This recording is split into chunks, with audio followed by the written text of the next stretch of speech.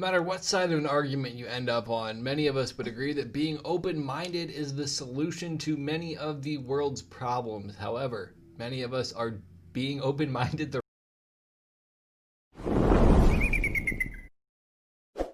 Mm-hmm.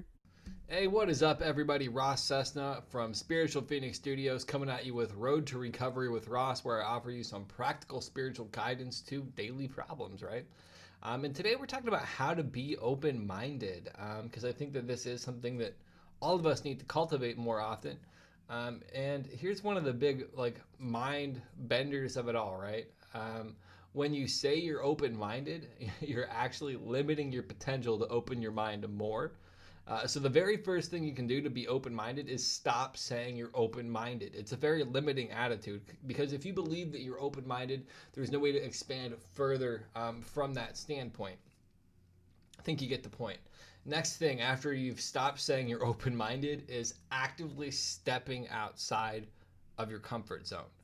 And that means entertaining ideas that are different than what you typically would, and even doing things that potentially make you feel somewhat uncomfortable at times, within reason. Obviously, you don't want to put yourself in physical harm, but a lot of things that you can step out of your comfort zone with won't cause you physical harm.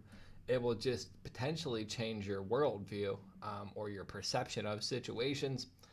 And the next one, I think, is one of the most challenging things. Learn to entertain conflicting points of view. So we all have what's called cognitive dissonance, and it's the ability to really reject conflicting points of view, not being able to hold conflicting points of view, and it actually creates a difficult state in our spirits or in our souls to where it can be pretty uncomfortable.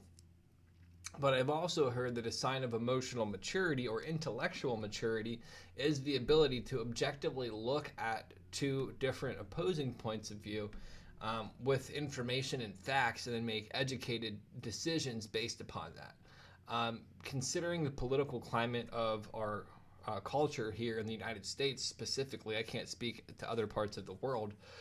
We're incredibly polarized to believe one opinion is all right, the other opinion is all wrong. And in reality, they're all shades of gray. And the center point of that isn't talked about enough, right?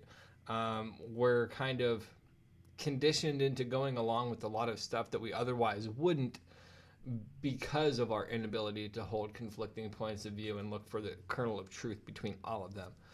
So again, to be open-minded, one of the things that we have to stop doing is stop saying that you're open-minded, and get more comfortable without having to have that label or to explain it to other people.